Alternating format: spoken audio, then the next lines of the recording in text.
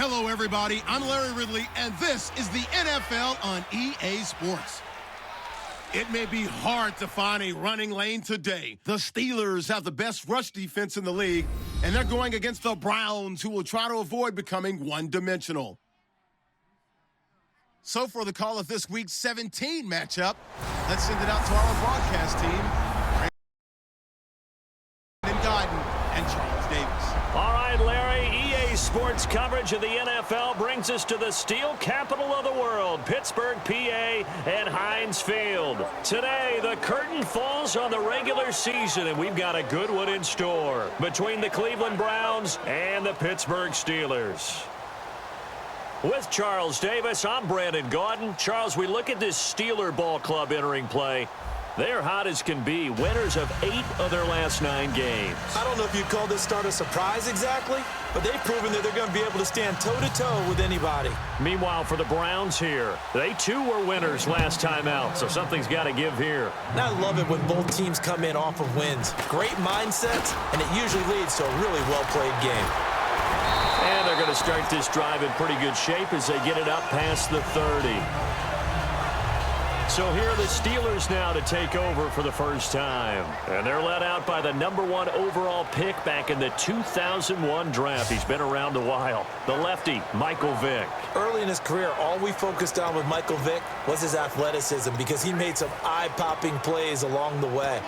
Now, as a veteran, he understands better how to manage the game and really has a great work ethic about wanting to be an NFL quarterback.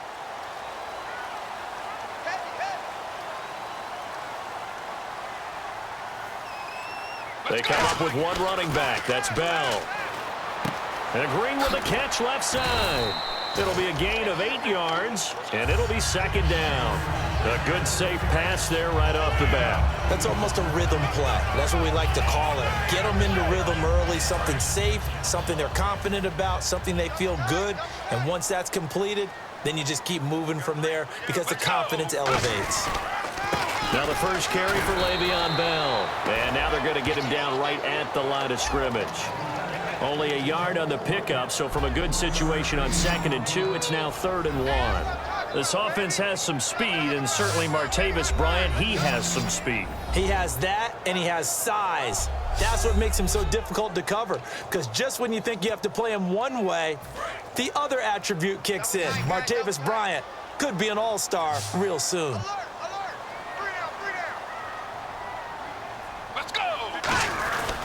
They'll try and run for it with Bell. And he's got enough for the first across midfield to the 48. Give him 10 yards on that one, and that'll earn him a fresh set of downs. A good explosive run there sets him up with a new set of downs, and every team wants to start their game with a really nice drive. 3 and out, no one wants to see that, and they were able to avoid it after that run. They'll let their receiver run it out of the Wildcat. They showed a little athletic juke, but then the daylight quickly closed. Call it a gain of 4 on first, and that'll make it second down. And here's the starting crew defensively for Cleveland. Barkevius Kiki Mingo is one of those versatile outside linebackers who can rush the passer as a defensive end, yet drop into coverage.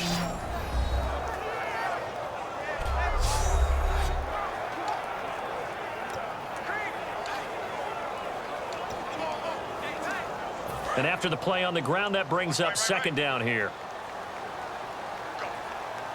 Go. Let's go. Blue 58.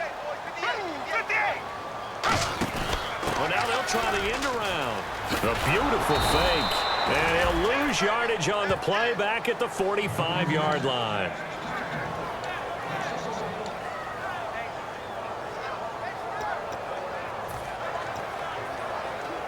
They'll need to get this to the 38. That's where the first down marker is here on 3rd. Let's go. From the shotgun, he'll look to throw. And he takes a shot on the release as this will be incomplete. Trying to get it there to Martavis Bryant. And that'll bring up a 4th down. On 4th down, here comes the Steeler punter Jordan Berry to kick it away.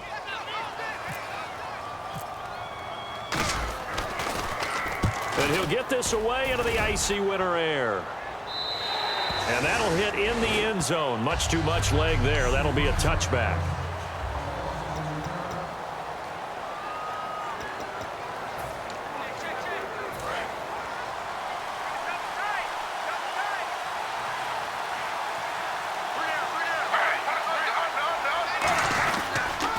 They'll run for the first time with Johnson. And he'll be taken down here at about the 23-yard line. 3 yards on the pickup there, and it'll be second down.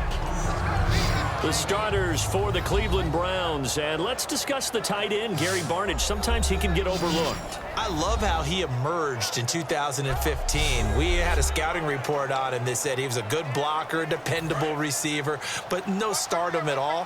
Had a 1,000-yard season in 2015. No longer do we have those shackles on him at all. Gary Barnidge can play. Complete here to Gary Barnidge. And he's brought down. It's a pickup of 15 and a fresh set of downs. And there's another completion to the tight end. And let's face it, it is hard to overthrow a 6'6" target. It is indeed. Quarterbacks like their speed guys. They like that huge 6'6" target that they've got in him. They really do, and it reminds me of what one great tight end told me once. He had told his quarterback, just make sure you throw it up there. You know, kind of like put up on the top shelf where the kids can't get it. That was a nicely run slant route, and what the receiver's trying to do is make the defender think he's going upfield for a deeper route, and then breaks it off, usually after about 3 to 4 steps, and cuts towards the middle of the field. And now what he's trying to do is use his body to keep the defender away from the football and get the quarterback a really nice target. The intended target was Corey Coleman, and it's 3rd and short.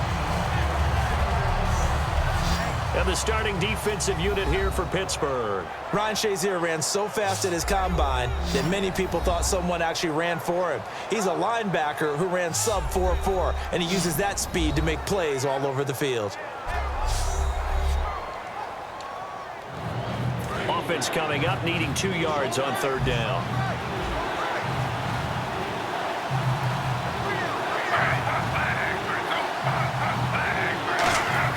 Third and 2, now Griffin.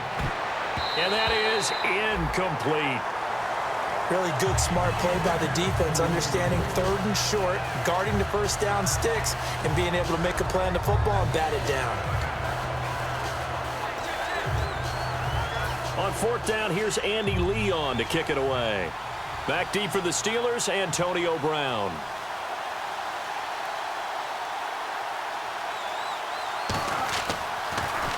And now a low liner. I think he mishit it. Now Brown. A good return there. Call it 13 yards.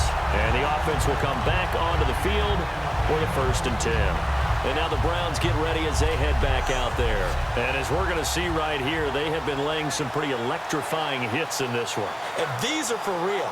Okay, as you watch, think about putting yourself in that spot, about being the ball carrier or the receiver. I don't want to. And then taking that shot, it is something else. It's not like when we were watching that video clip where they showed you how they make sounds for movies. This is for real.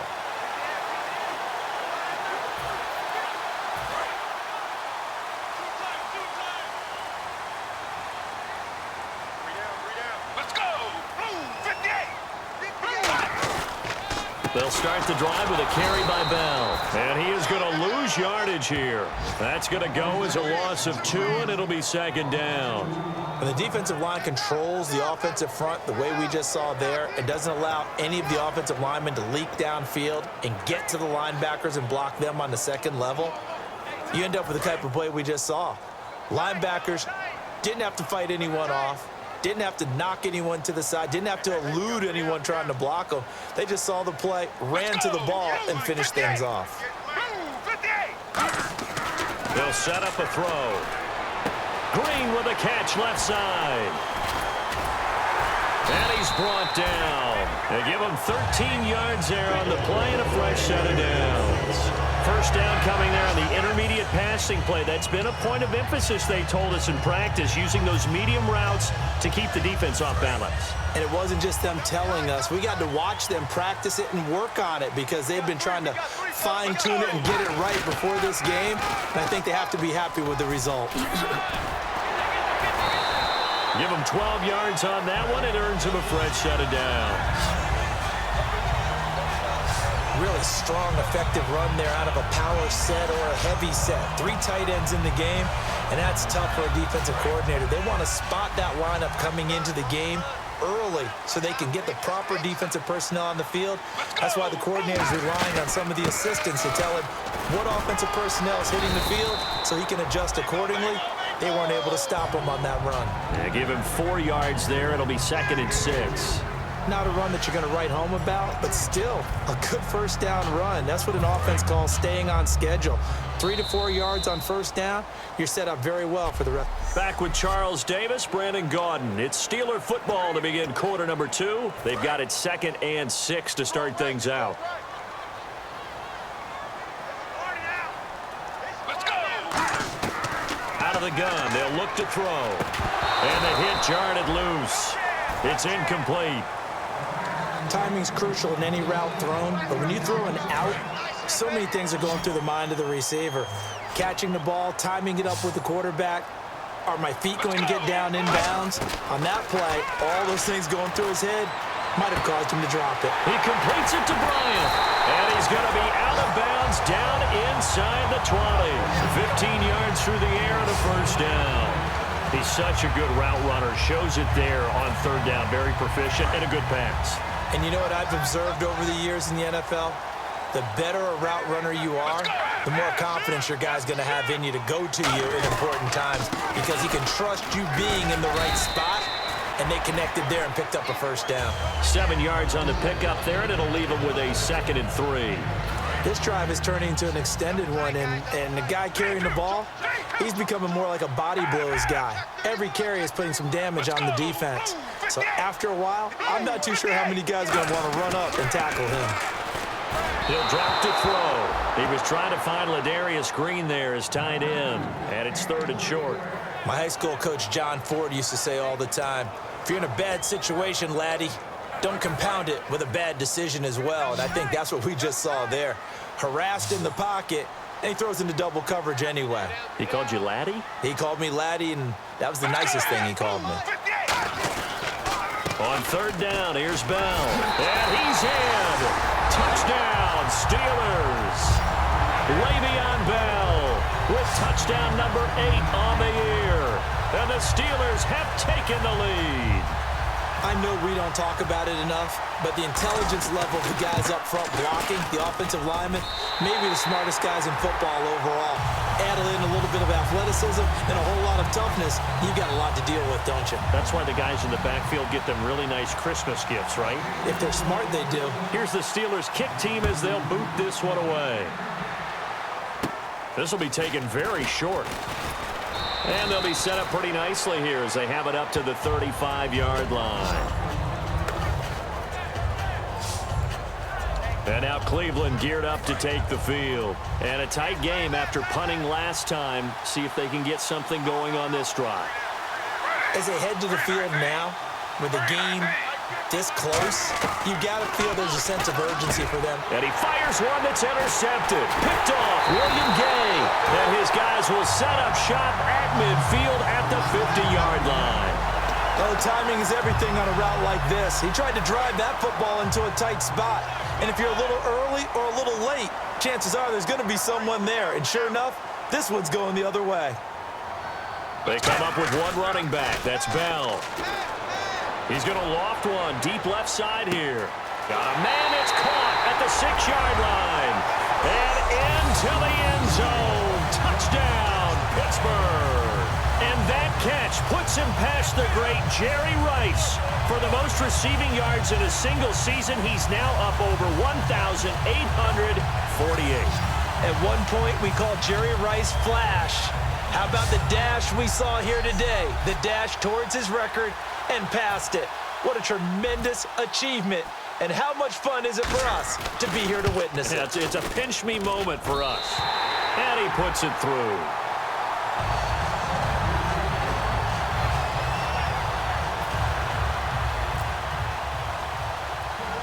The kickoff unit is out on the field, and they will send this one away.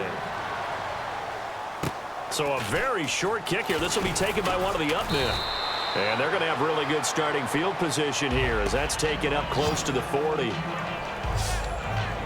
And the Browns getting set to go. Last time wasn't pretty. One play and an interception. We'll see if they can do better. I want to see if they want to go ahead and throw the ball again now on this drive after what happened on the last one. Throw it on the first play. Give the quarterback some confidence. See what happens. A nice run there, 9 yards, and it'll be second down. First play of the drive, let's give credit all around. Excellent blocking, but the guy carrying the ball, he was the finisher. A really nice run. They go to Johnson again. And this carry not as productive. He's swallowed up at the line of scrimmage. Not enough there for a first. No gain, as a matter of fact. And it leaves them at 3rd and 1. After watching that play and result, I go back to when we sat with the offensive coordinator, Brandon, before the game and said, how are you going to move the ball running it against the #1 defense? He gave us no indication, didn't tip his hand at all, so we have to see how this unfolds as this game moves along. 3rd and 1, partner. No need to be fancy there. Just use some force and move forward and pick up the first down.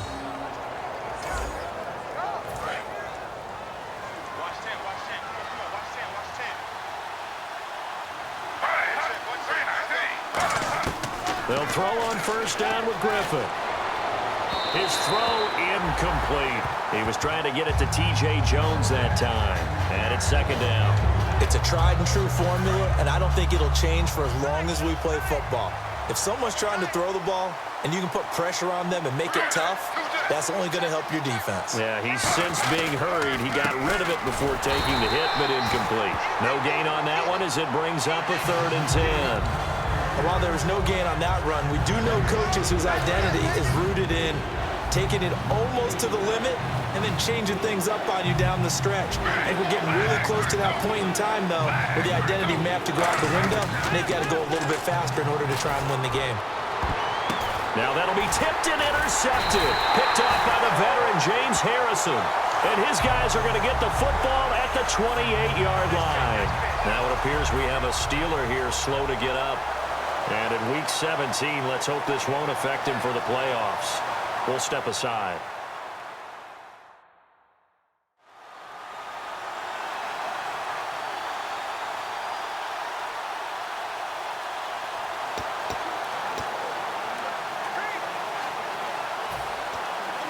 And Pittsburgh getting set to take the field. And they were able to punch it in the end zone last time. They'll be looking to do that again here for the defense. Obviously, they'll be looking to stop them from punching it back in the end zone. It always is punch-counter-punch, isn't it? And which team has the advantage? Well, let's just go back. Last time on offense, they rolled downfield, got into a good rhythm. You can see a little more bounce in and out of the huddle. You can see the sideline really get into the game. So defensively, you're thinking to yourself, how do we take that away from them? How do we get the advantage back? Let's see what they come up with. I think pressure is always the first way to go. You love pressure. And that's caught inside the 30. A big play that time for Pittsburgh. 45 yards. Let's go. Now a first down carry by Bell. And he went nowhere. He'll lose yardage back to the 29. That's going to go as a loss of a yard, and it'll be second down. There's so many things that go into playing the position of linebacker. Some of them are actually subtle. Doing the drill work that you do all the time in practice and carrying it over to the game. Get rid of blockers and get to the ball carrier and knock him down for a loss. Into double coverage, and it's intercepted. Picked off by the linebacker, Demario Davis. And his guys will take over at the 25-yard line. And now here comes the Steelers' defense once more. They've certainly got something to build off of. They had the interception last time out.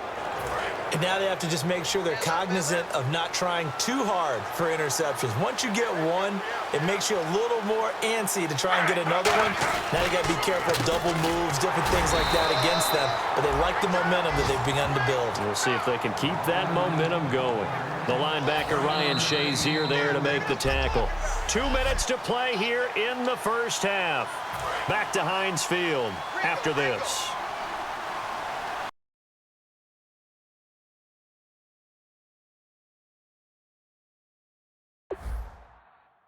A reminder that coming up in 2 minutes, we'll check in with Larry Ridley in Orlando with highlights and analysis of this first half of play. And I'm going to check in with a heater. I'm going to be right there with you, partner. And a hook up over the middle to Pryor.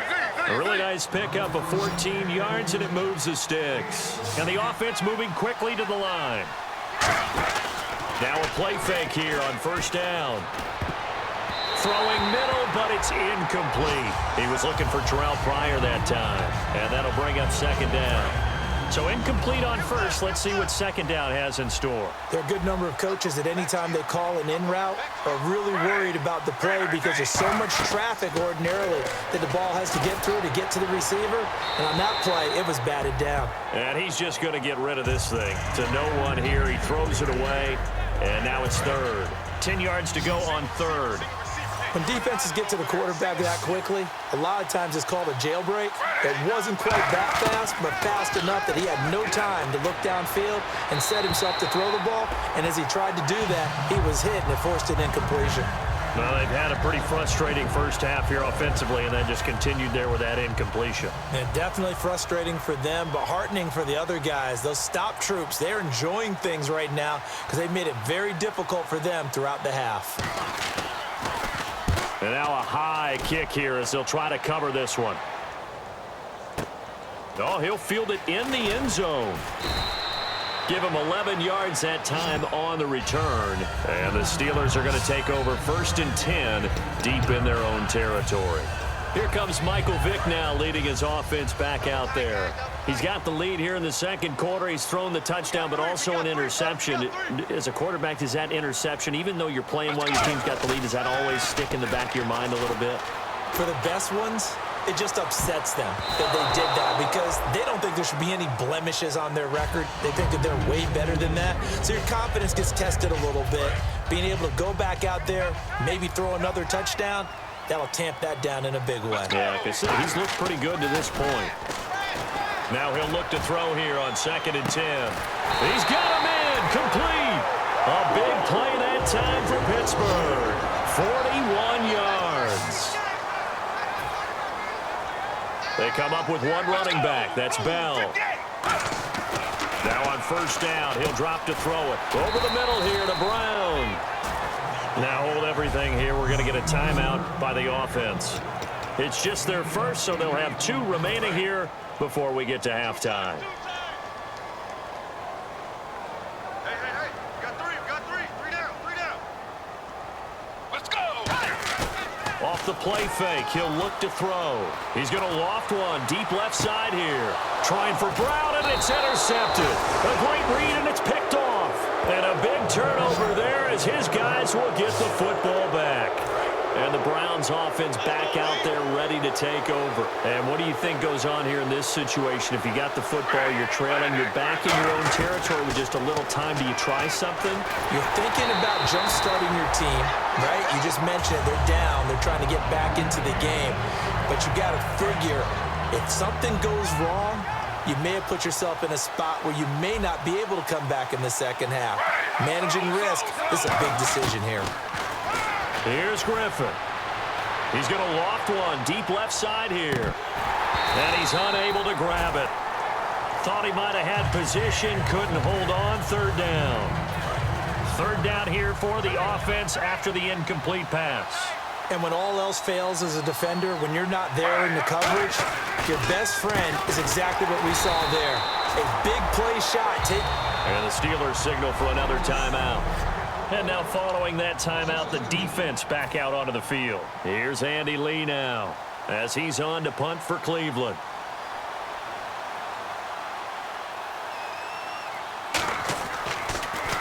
He steps into this one, and this is a rocket. And no one there to stop it. Hits at the 8, but it carries all the way into the end zone for a touchback. And the Steelers set to take the field. And the ball backed way up. So thinking with this amount of time on the clock, probably just sit on it, and we'll see these two teams go to the lockers. Yeah, I don't think you want to overthink it in this situation. Either side of the ball. Just go ahead and finish up the half and get on out and talk about it. He's going to let it go again. He couldn't quite hold it. Got hit. Ball pops out. Incomplete.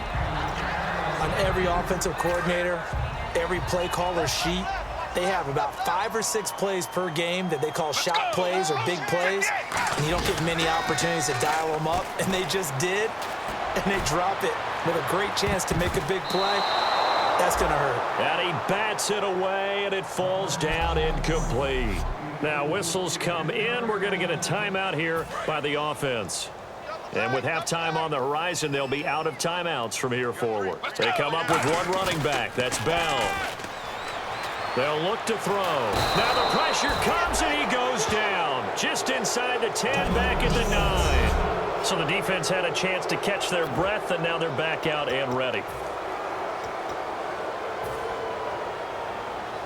And likely time for one final play here in the half, so they will go for it on 4th down. They'll throw now on the final play. Looking middle, and that's complete. So we've come upon halftime here in Week 17 as we send you down to our EA Sports Studios in Orlando, where we find our man Larry Ridley with our halftime report. Thanks, Brandon, and welcome to our EA Halftime Report. I'm Larry Ridley. The Steelers have to like how they've played so far. The Browns were fantastic last week, but today's game shows you have to bring it every week in the NFL. All right, let's do it. Here's a look at the first half highlights. 3rd down from inside the 10. Bell's going to look for space, and he'd cap off the 9-play drive with a TD. Steelers strike first in this one. Now 1st and 10. The hurry throw would be picked off. Gaze reading the play and comes away with it, ending the drive. Now following the pick, Brown's able to get free for the deep pass. And this great play will go for 6. That puts them on top by 14. Now following the interception, here we get a quick pass and completion, and he'll eventually be brought down, but not before getting to the 27-yard line. Steelers would end up throwing a pick on the drive.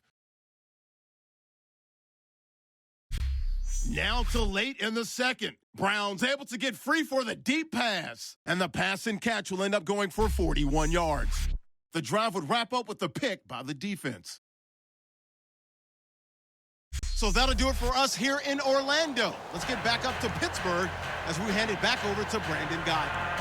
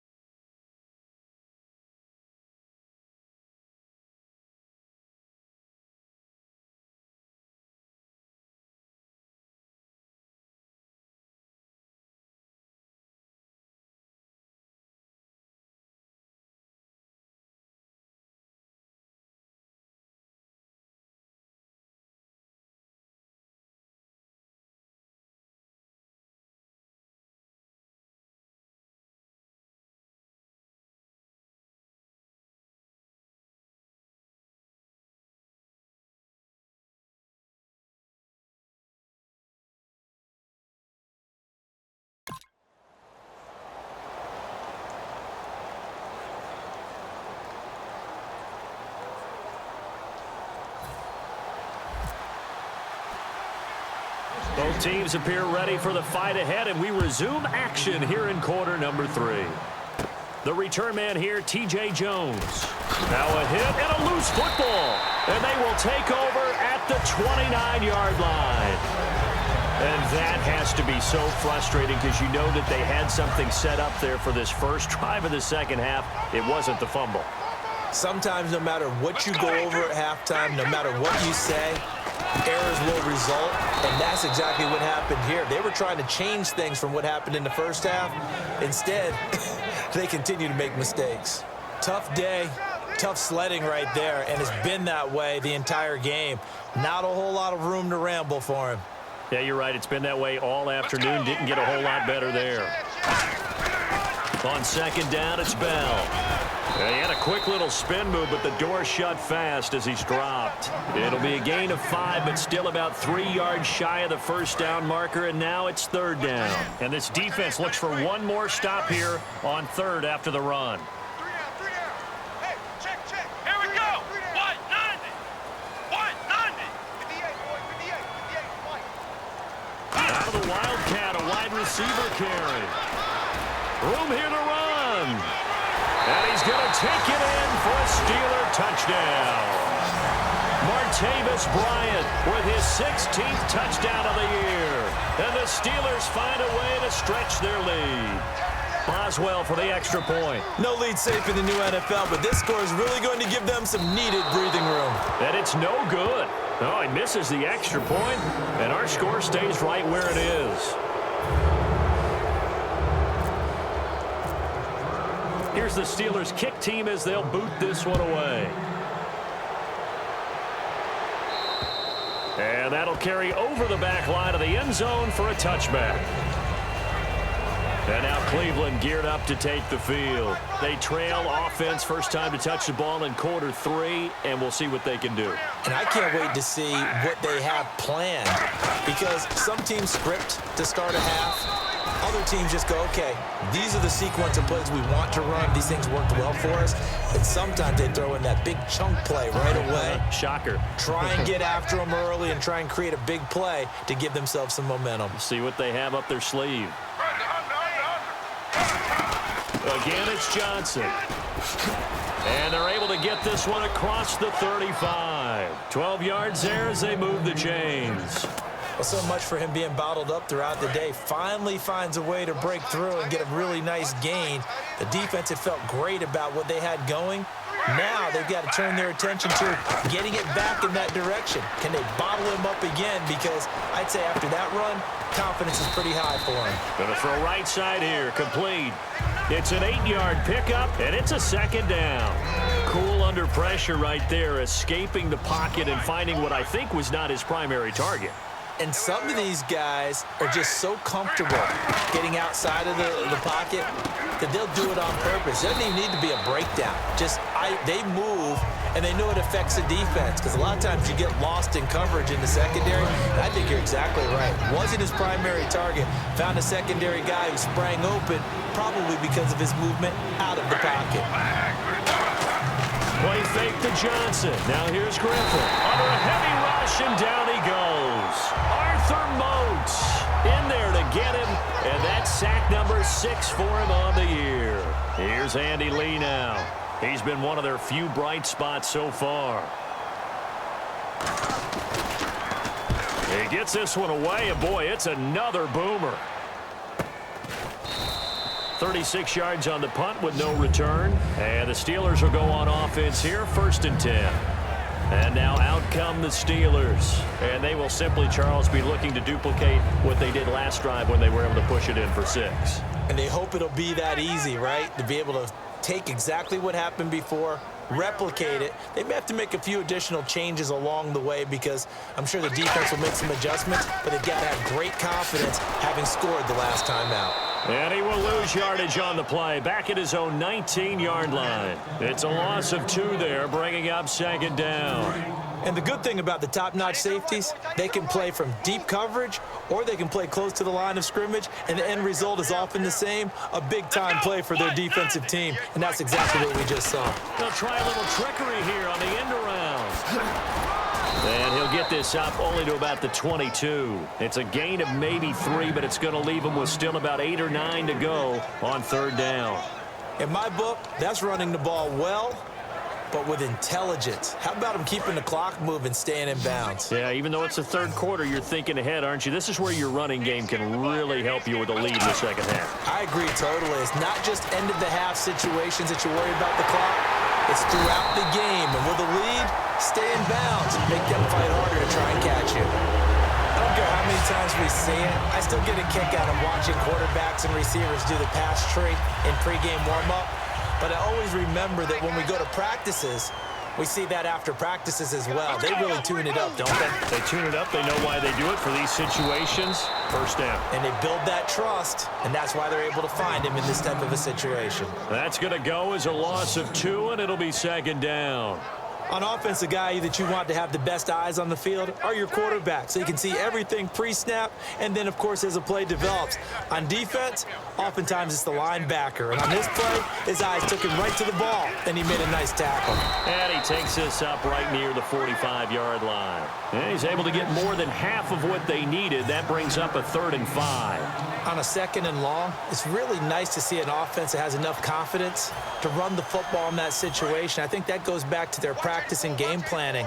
They've seen things that they've seen on tape and in previous games that led them to believe that even in a long-distance situation, they can still run the football and gain enough yardage to put themselves in a good spot on 3rd down. Putting pressure on the guy throwing the football is always good, but when you can couple that with contact on him that leads to an incompletion, as we just saw there, that's winning football. Here's Jordan Berry now, as he'll punt it away for the 2nd time. And he gets this away, and look at this. This is a good one. And not what he was hoping for there, as this will hit in the end zone. Back now in Pittsburgh. It's the Browns with a deficit. They're trailing, but with the football here to start the 4th.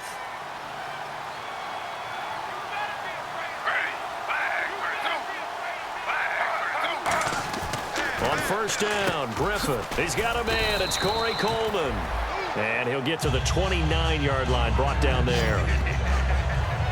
And just a small glimpse there as to why they like this rookie so much. And that's why they lit up a little bit in our meetings with the coaching staff, didn't they? When we talked about him, they did. Yeah, they like his work ethic. You know, this guy's running every route well in the route tree and getting better at it all the time, really honing his game. They expect a pretty good jump out of him as things continue to move on. Defense has to stand tall here, 3rd and 1.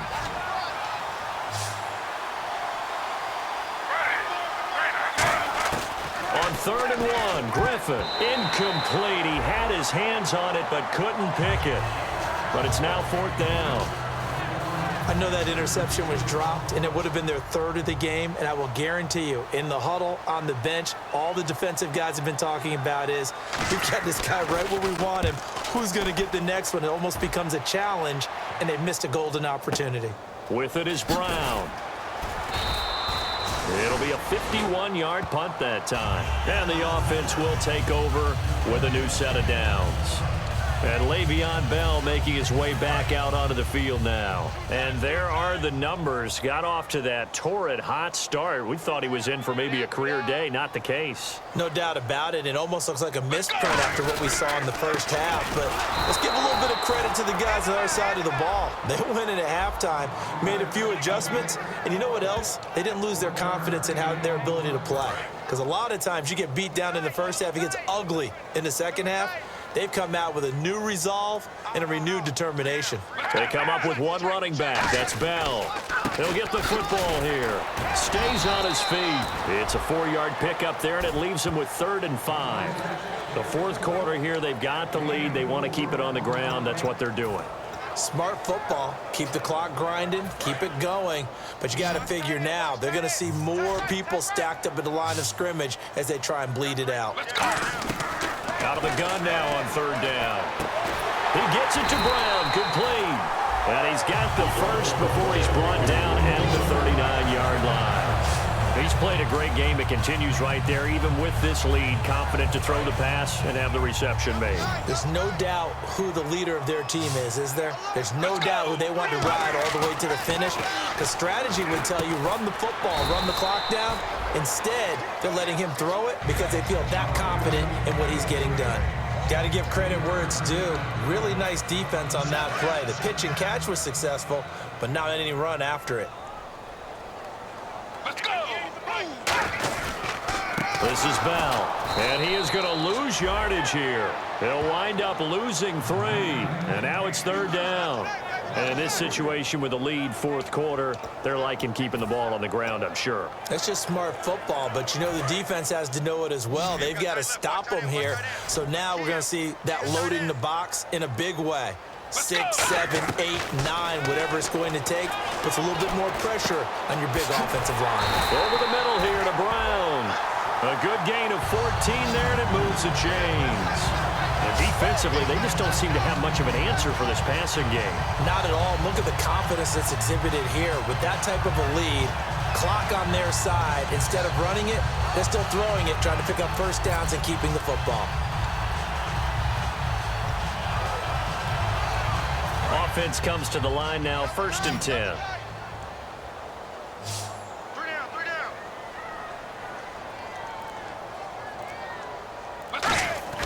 They'll set up to throw. And the tip there altered the ball flight, and it falls incomplete. It'll be 2nd down. Well, we're not playing 3 yards in a cloud of dust football anymore. I kind of get why those old school coaches sometimes didn't want to throw the football. Because if it's popped up in the air, it almost turns into slow motion. And both sides trying to get to the football, and you're holding your breath wondering whether it's going to go good or bad for your team. And 2nd and 10, he'll look to throw again. Now he'll dump it underneath to his running back, complete. 4 yards on the pickup, and that'll make it 3rd down. Everyone's got to be able to catch the football. Doesn't matter what position you play, but if you're on offense, be aware a ball may come your way. So it's 3rd and 6, and this will be the 8th play of the drive. Let's go. They'll look to throw again. And he's got Miller. And 12 yards that time and picking up the 1st. What's fun to watch is these college receivers transitioning into the NFL and how they grow as route runners. Because a lot of times now in the college game, the spread offenses, there aren't that many routes that they're actually running. Most of the time, they're just trying to find open space and present themselves to the quarterback as easy targets. But in the NFL, you've got to run the entire route tree, and you've got to run it well if you expect to get open. And he's going to get this one down to the 30. Credit him with a 1-yard gain there to make it 2nd and 9. Well, so many times we look at a short run and we praise the offense for trying to set the tempo and establish things, but the defensive guys, hey, they just won the battle there. It wasn't a big run given up. They don't always have to absorb the body blows. Sometimes they dish them out themselves. Good.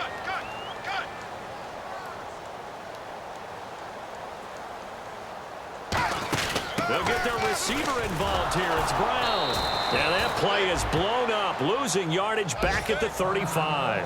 And Antonio Brown yet to get back on his feet. Apparently shaking up that last play. And in Week 17, let's hope this won't affect him for the playoffs. We'll step aside.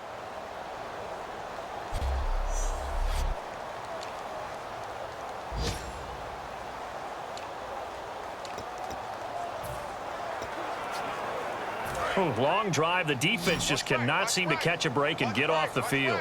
And with a 3rd and 14, we have 6 defensive backs out there now defensively. He'll look to throw. A bullet throw, but incomplete.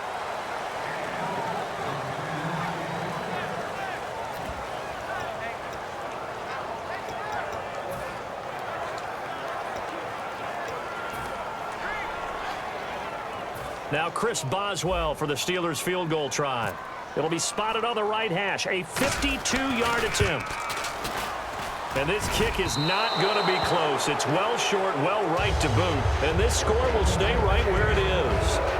Everything looked good. Good snap, good hold. Sometimes, though, the ball just doesn't want to go where you want it. And this one winds up no good. And now Cleveland geared up to take the field. They're down big here late. I don't know. You just one last drive here for pride. Some people like to do that. I remember playing for a guy once. We were down huge, and someone said, "Coach, what do you want to call?" He just waved a hand like, "Who cares? Let's get out of here and do something some other time." But some teams like to do something at the end to feel a little bit better as they continue to move forward. Yeah, probably just want to put this one behind them. And his throw's going to be incomplete. When everything is in sync on defense, that means everyone's communicating really well, and sometimes it's nonverbal. They just know that when a receiver's in one spot, this person may have him, and he's in another spot, the next defender may have him. And they've squeezed the passing lanes down to where it's so difficult to find an open area to deliver the football. They've made it tough on them all game long. And they went for a big play through the air on second down, couldn't connect. Now it's third. Tremendous field position there and a perfect time to do exactly what they did. Take a shot at the end zone. And they went for the big play, just unable to complete it. Now Griffin finding time. Now a desperation throw deep downfield. He dropped it. Couldn't hang on in the end zone. So no 6 points, incomplete. And they're indeed going to go for it here on fourth down. So trailing here in the last quarter. Let's see how this plays out. Here we go. It's Griffin on fourth down. Surveying the field. Great protection. Pressure comes, and the Steelers take him down. Ricardo Matthews getting in there from his defensive tackle spot to snow him under for a loss of 4. Here comes Michael Vick now leading his offense back out there. So, Charles, there are the numbers. What's happened here? Defensive adjustments that's caused him to sort of fall off a bit? I think so. That has to happen. You've got to make some changes because in the first half, they were pretty effective. But the second part is sometimes when you're doing really well, you get off your game a little bit. You get off the gas a little. You're like, okay, we've got this thing. And that's not necessarily the case. Maybe right now, someone just needs to tell a joke in the huddle, loosen things up, and get their big guy going again.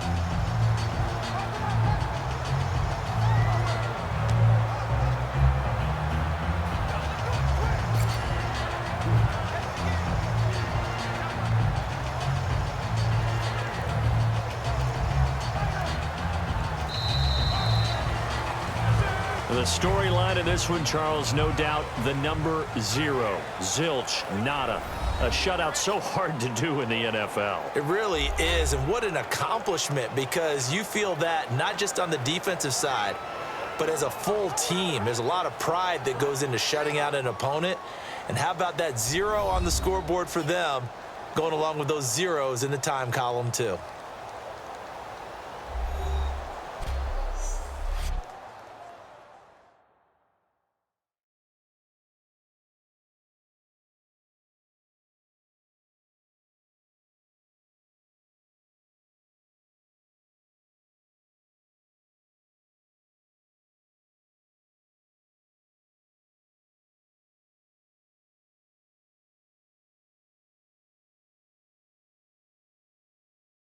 That'll do it for us. For Charles Davis and all our hardworking crew, I'm Brandon Gaudin. You've been watching the NFL on EA Sports. For more, find us on Twitter at EA Madden NFL.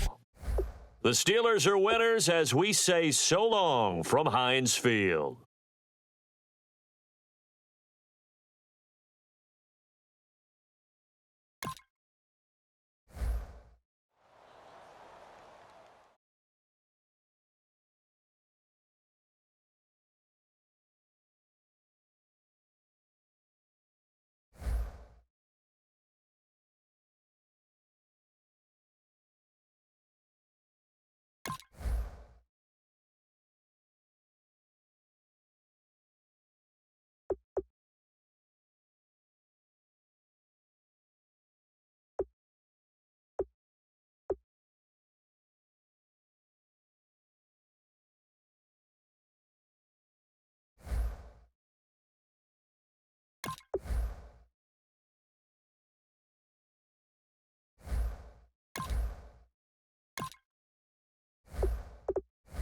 Scouting points are earned every week. Make sure you use all of your points. A portion of your remaining points will be lost when you advance the week.